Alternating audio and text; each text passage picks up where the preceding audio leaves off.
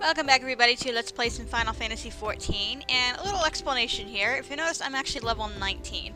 What happened in the last episode with the previous dungeon I did, the TAM-TARA DEEPCROFT, something happened with my microphone and it completely derped, so none of my commentary actually made it in there. I still have all the video footage, however.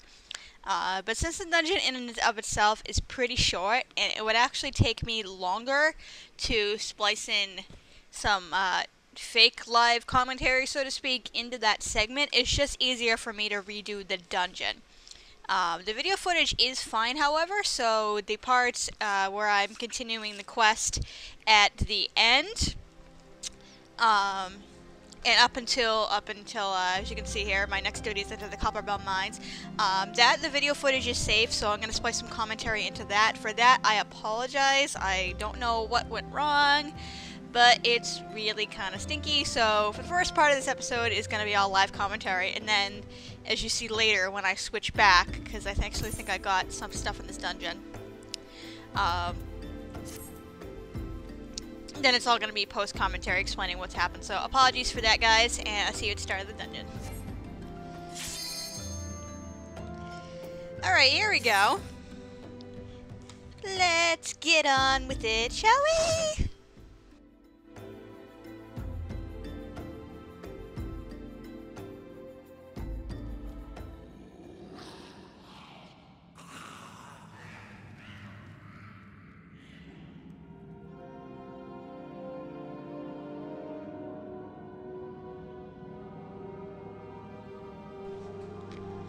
So this place is a little bit dark and creepy, but it's a little bit quicker than Satasha was, so that's a good thing. And I am like towering over everybody else, including this tiny Lalafell. It's so weird being a giant in this game, oh my goodness. Alright, so apparently he's gonna pull two groups at once. Our tank, or maybe she, I don't know, I didn't get a good look at him, but... Alright, since we got a huge mob here, let's have fun with some Fire 4 for a minute. Hopefully we won't make the tank too angry, but it's a warrior tank, so he's probably overpowering.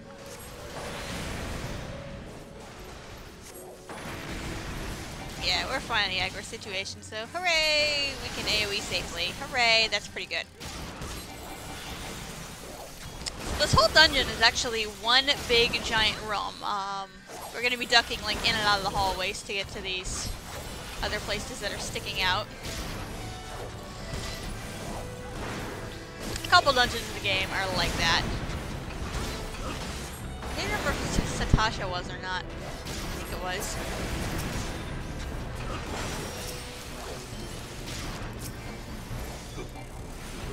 Okay, controller is sticking there because I totally just did not hit transpose there. My thumb isn't anywhere near it, but whatever. So maybe we'll get lucky and actually get more treasure out of this, because like I said earlier, he's gonna do another big pull. Alright, works for me. But my coat and gloves are actually drops from this place, because I got lucky. Hooray! I'm actually surprised because usually the tanks don't do pulls like this, but maybe it's because I realize I'm Thaumaturge and I have AoEs. Who knows?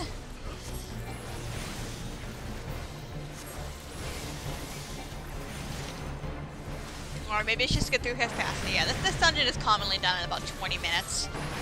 Maybe a little less. It depends on how good the group is as a whole.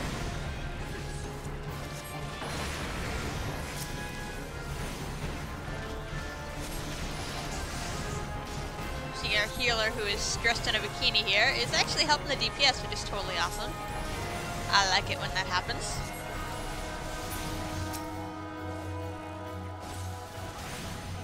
I should have transposed there, but whatever. We'll be fine.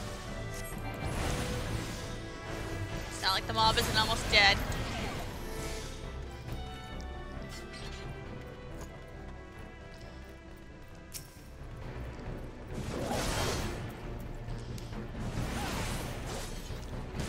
Yeah, in some of these dungeons there's actually guys patrolling the hallways. I don't know if you guys can see that one in the background that's coming right toward us.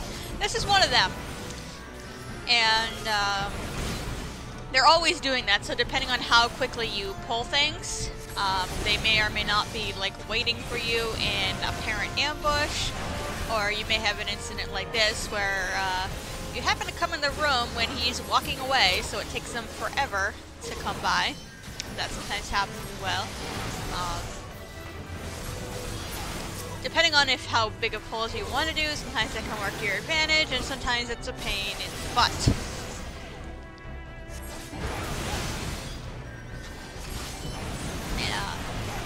Bards later in particular will have to watch for that, because if you're using full Requiem, keep in mind that you will pull anything with a 20 elm radius, so yeah, you need to watch out for patrols so you don't accidentally yank them off the tank before the tank can get to them. But that's neither here nor there. That doesn't happen until like another 15, 20 levels anyway.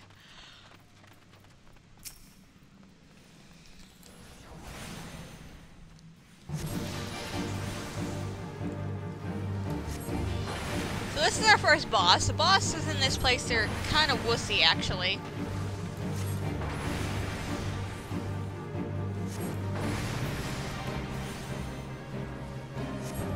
As you can see, these guys have very little HP.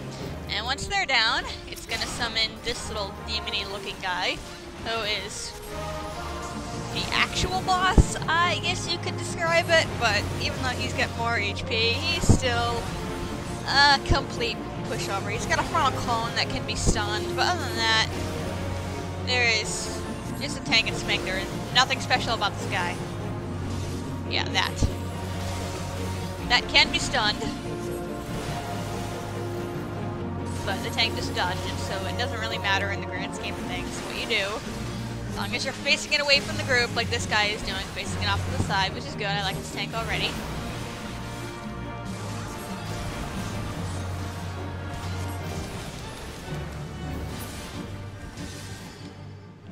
So as you see from our objective list, our goal is to destroy these orbs, which are feeding into that thing. So we got one down so far. Any loot for us? No, we'll read anyway. And apologize if you hear that squeaking. That is my cat playing with a toy. And now she's running off and being a weirdo. So off on the right there, we had another one that just patrolled the hallways and caught up to us. I'm gonna find them all. There's too many here to not AoE right here.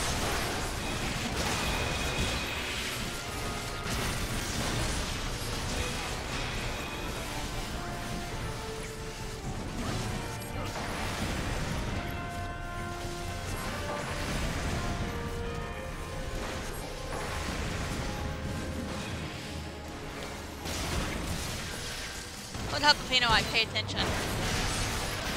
Nope, no, that wrong one.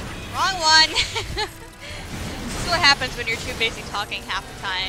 You forget half your rotations and crap.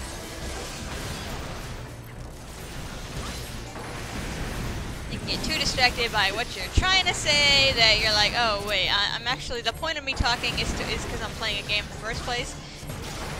I might want to actually pay attention to that. My cat is getting into everything today.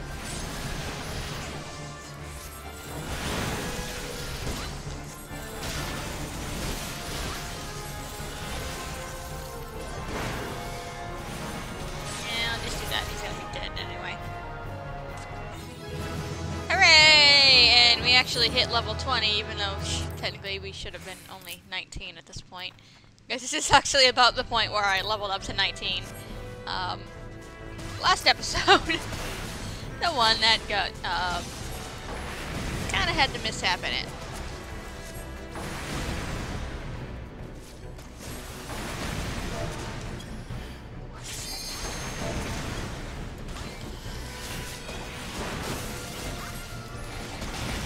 So we will have a level 20 quest available, but we're actually going to refrain from doing that right away, because as you can see, we're now level synced to level 19.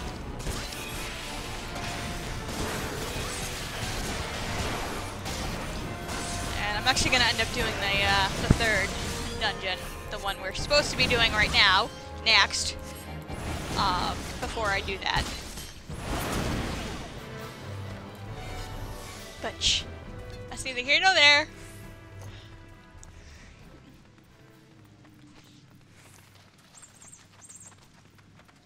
So now we're at the second boss room. Hooray! And this one is actually already sealed on that side because we can't progress until we destroy the orb right here.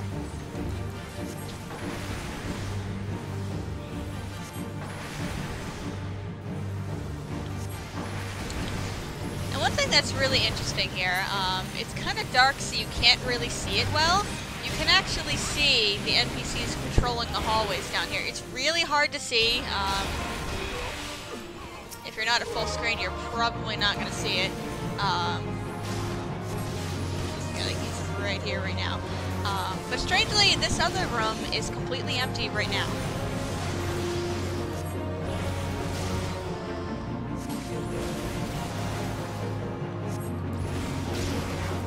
It's amazing, like how the game loads stuff. Like I said, it's all one room.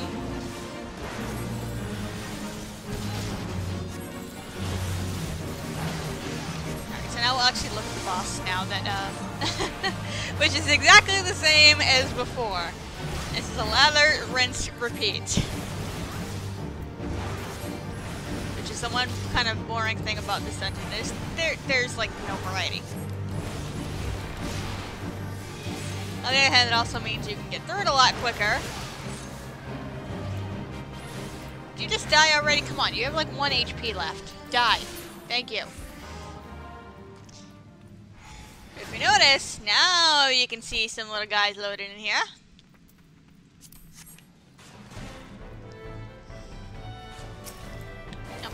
Another big pull again. Wait for me! I'm coming! I'm coming! This is actually very unusual to see the tank doing big pulls like this.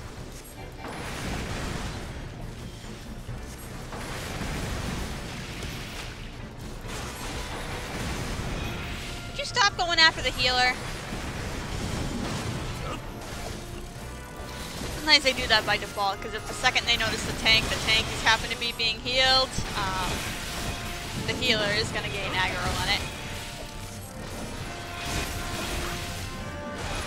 But they did a good thing pushing it back to the tank. You always want to do that. If you pull, cut it back to the tank. Whether or not it was your fault or the tank's fault, or just a bad circumstance, but it makes their job 10 times easier.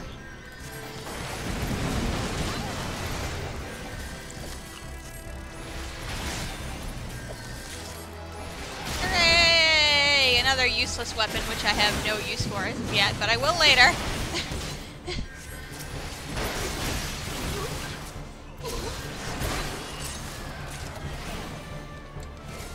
Probably should have done that first.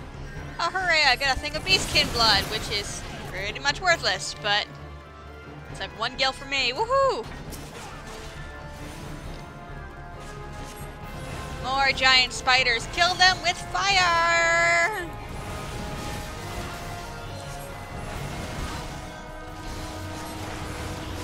I remember when I first saw these things, when I first started playing the game way back in Britannia, because obviously these are just palette swaps of already existing monsters.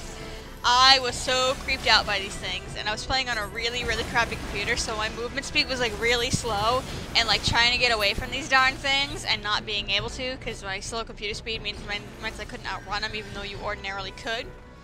So these things would like use like trap jaws on me and everything and just like bite me to death, and yeah, that was kind of scary.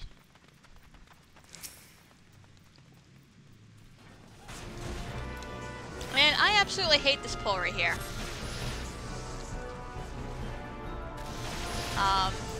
Mainly because 2 of these guys are ranged.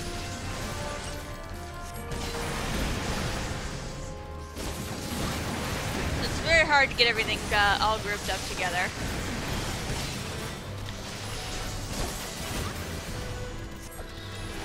Yeah, I was gonna say, I'm like, as soon as this guy's dead, he's gonna move the rest of the mob over.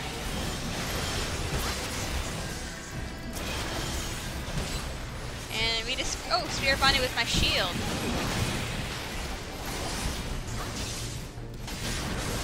We'll have it used for the Spirit Bonded stuff later. Not just yet, we're almost there.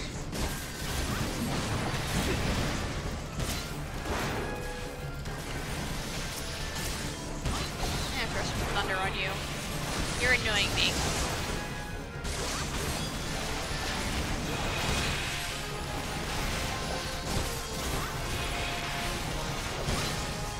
I always hate these casters when you're playing a tank because they're ranged, so they're like, yeah, so you have to use various tactics like hiding around corners to trick them into coming toward you.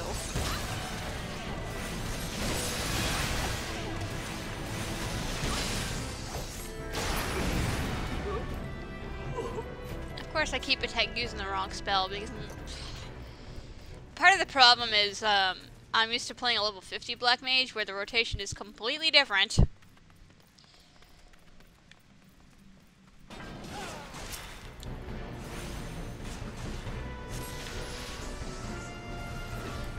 Yeah, I think 2 or 3 of my skills are in different spots too. So it's like muscle memory kicking me in the butt here. That's what I'm blaming it on. I'm sticking to that story.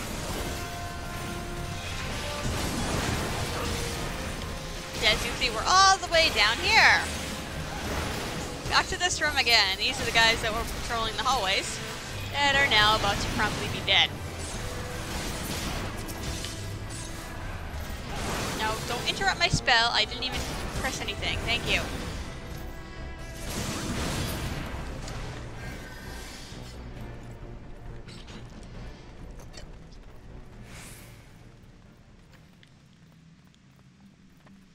So yeah, we're like 15 minutes in the dungeon. This is actually the last trash pull right here.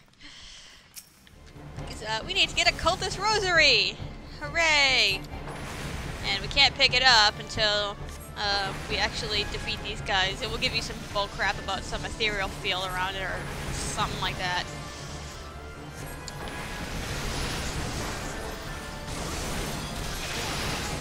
Basically saying, yeah, you have to, you know, pull a Zelda here, and you have to defeat all the monsters in the room to get the key to drop, or that kind of stuff.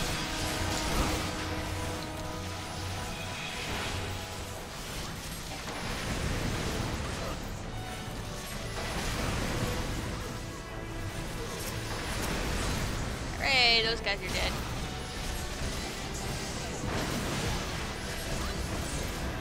As I almost run out of MP, nice.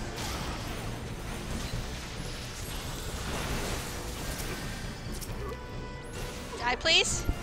Die, thank you.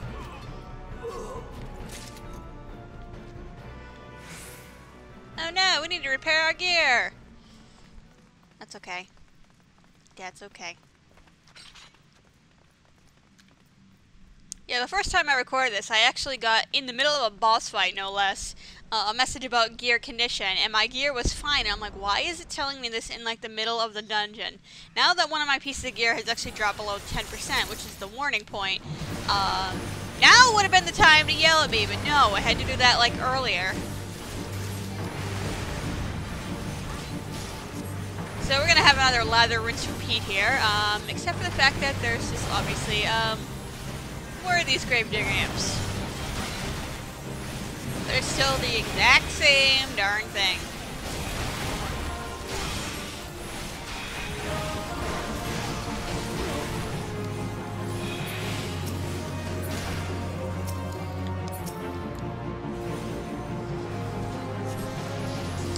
So yeah, these last 2 orbs are actually in the same room. Which is convenient for us, is it not?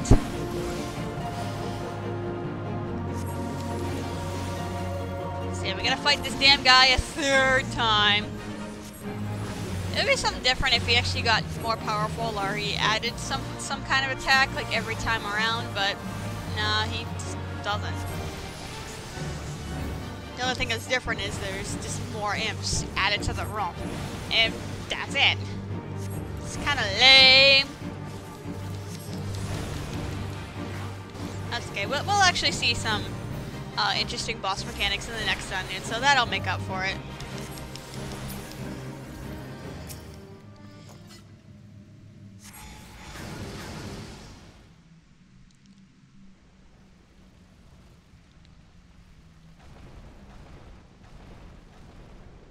Yes, game, I already know that.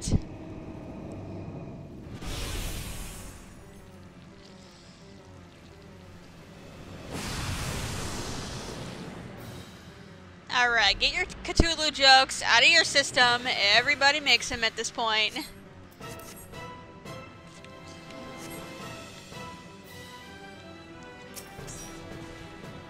Alright, so this boss right here. Yes, there are 4 bosses in this dungeon, which is why the second boss only dropped 1 chest rather than the usual 2. There's only a few dungeons in the game that actually have a 4th boss like this. Alright, so this one, basically the tank should just keep him tanked in the middle of the room. Now when he has a little purple line like this, and you will see monsters later that have this as well, you have to kill the imp, because the boss is currently invulnerable to damage. The tank, however, does not need to actually move.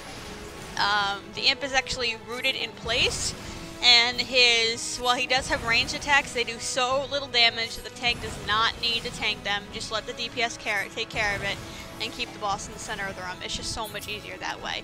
And the reason is because the tank does want to get these other mobs that appear, and it's so much easier if you're not skipping around the room everywhere.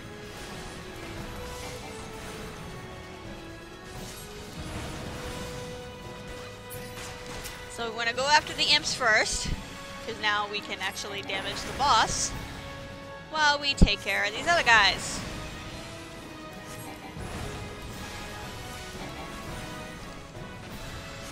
Now this is a signature move here, Mind Blast. It cannot be stunned. So just stay the heck out of it. So you don't want to do that, I just put that on there. And that's pretty much it. He's going to summon 2 more imps right here. Obviously this all stuff is summoned at particular HP points. There is a way to show the HP bar. On the target bar here, I just keep forgetting to take care of that. Because it's not really important at this point in the game for endgame raid content. It is immensely helpful to know when the phase changes are coming. But here, since these places are so easy, it doesn't really matter. I remember once, oh, Lumbreak didn't kill him, almost. I was on my Scholar, and the tank accidentally locked the 2 DPS out. It was an accident, and to be fair, the DPS were kind of half asleep. Like after we opened the loot chest that leads to the boss room, they just kind of stood there. So he thought everyone was naturally behind him, so he pulled, and it wasn't until they were locked out he realized, oh, crap. So it was just me.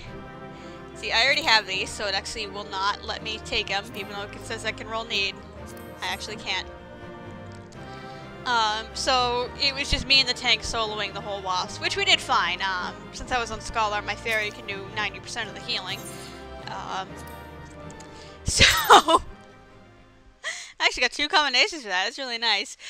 So, I mean, it took a while, but I mean, it was completely doable. But since I have macros set up on my Scholar, so I can only directly attack what the tank's target is. I can't directly target anything. I do that intentionally.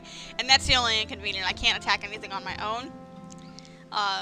But it keeps the tank from dying because I have to reselect him every time. But needless to say, it was pretty comical. But it was still completely doable because the tank doesn't take that much damage. So anyway, now that we've completed that, I'm going to splice in with post-commentary what happens after I finish that dungeon. So I'll see you for that part. Okay, so now that I have my new stuff equipped, we're heading back over here to the Adventurers Guild to complete our lovely quest. Hello, how are you? Can I get my reward money now? Maybe some cake?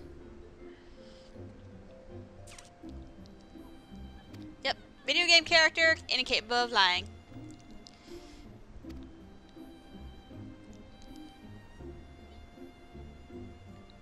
Well, you're welcome.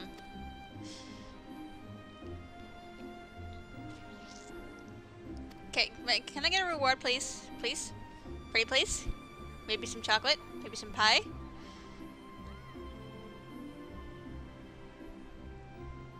Oh, maybe if you paid them, that might kind of be helpful.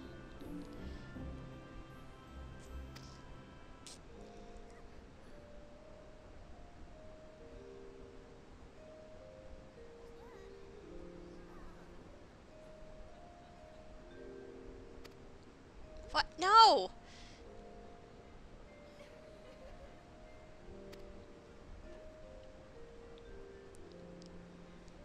Mm.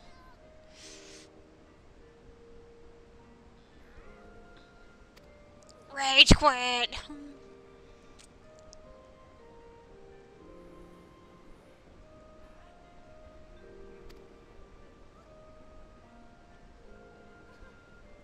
Ew!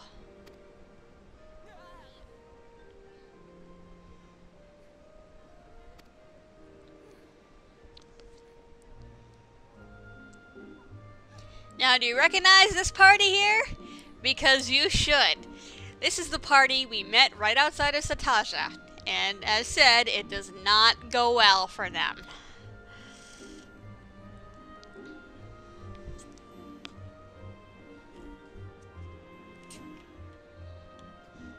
Poor things. Okay.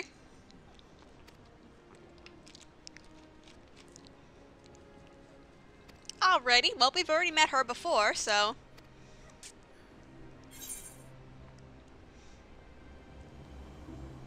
And I end up just taking the money here, simply because I got a pair of gloves already in the dungeon.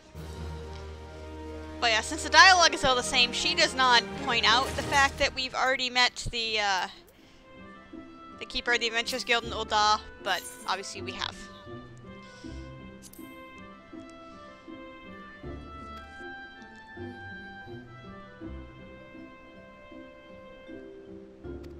Yeah, we already know that. But yeah, like I said, she'll just automatically say that regardless of what city you started in. Simply because pretty much all the NPC's dialogue is like the same at this point. So back to UL'DAH we go. With our little wind-up Bahamut. Come on, buddy. Hop on, let's go.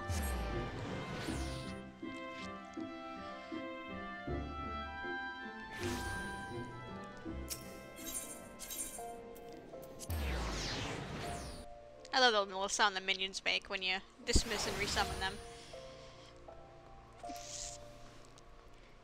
Run, my winged friend, run! Not into the wall like I did, because that's kind of stupid.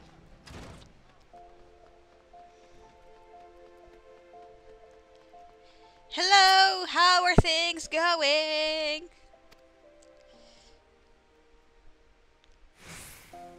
Yeah, you mean you can't see me? I'm only a giant. Yep, word travels fast around here.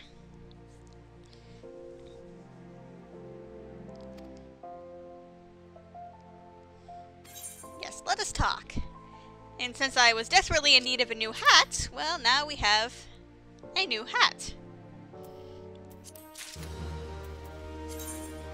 Which I'm promptly putting on, because our old hat is like level 5.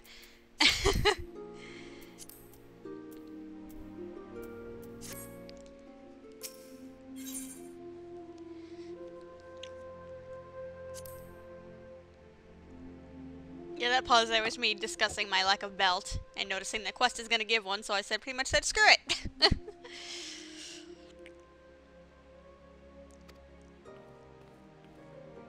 Oh, hello. Fancy seeing you here. This is one of the guys we helped earlier. Back in the UL'DAH storyline. Since, obviously, if we hadn't been here, he would not be talking about how we've met him before, but since we have, that dialogue is slightly has that line in there.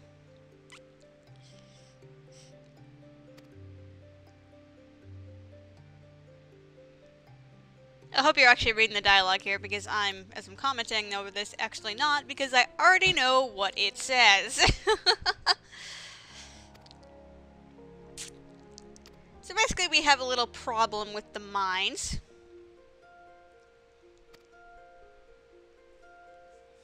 And we gotta go fix it.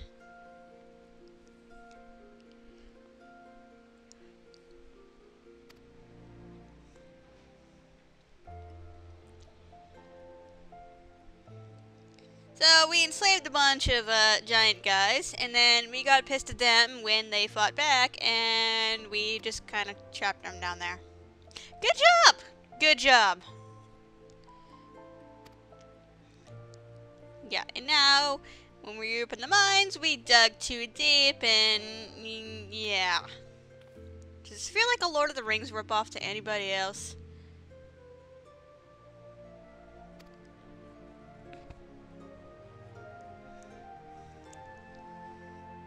So now we gotta go kill the giants who not only lived there and were enslaved, but yeah.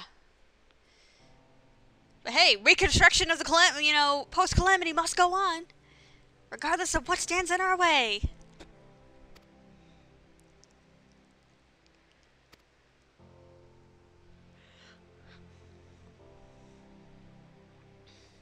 Okay. But if he's standing right here, why don't you directly introduce me to them? No? Okay. Be like, oh, it's this guy behind me. What's up, dude? Yeah, I saw your name above your head. Amazing how that works.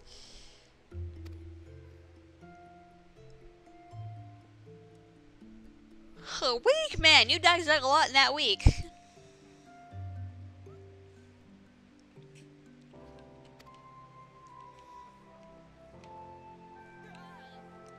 Yep, we just left them down there to die. Yeah.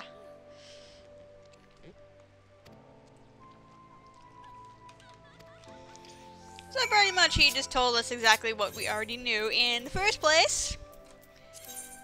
And it's like, yeah, good luck trying not to die. Alright.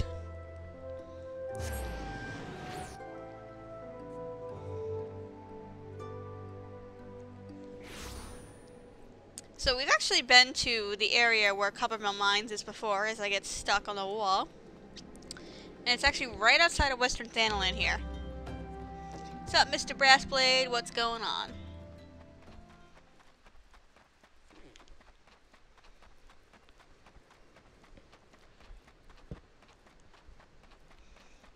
Hi, Mr. Bees. Sup, Drunken Stag? How's it going? I feel bad that your mom named you that. Alright, so if you remember this place earlier, with the bombs and the goblins we killed for our hunting log, the dungeon is right here. Which is pretty damn sweet. So I'm desperately trying to select him.